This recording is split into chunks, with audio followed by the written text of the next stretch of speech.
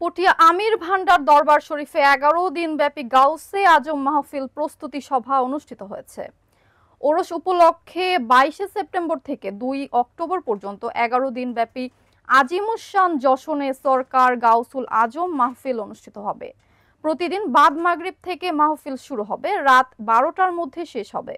চট্টগ্রাম থেকে সেলিম চৌধুরীর পাঠানো তথ্যচিত্রে বিস্তারিত।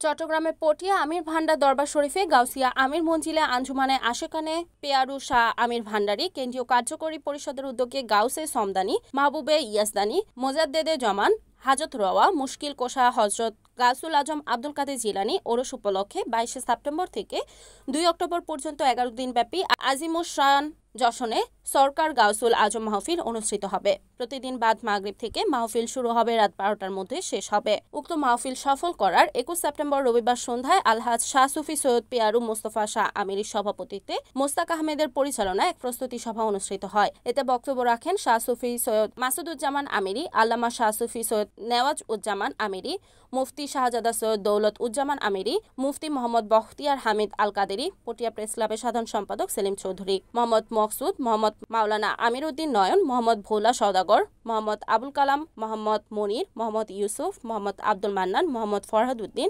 মোহাম্মদ সায়েম, মোহাম্মদ আনোয়ার প্রমুখ উক্ত মাহফিল সফল করার জন্য সর্বসাধারণের প্রতি আহ্বান জানান। Report Selim Chowdhury, NEN TV, Chittagong.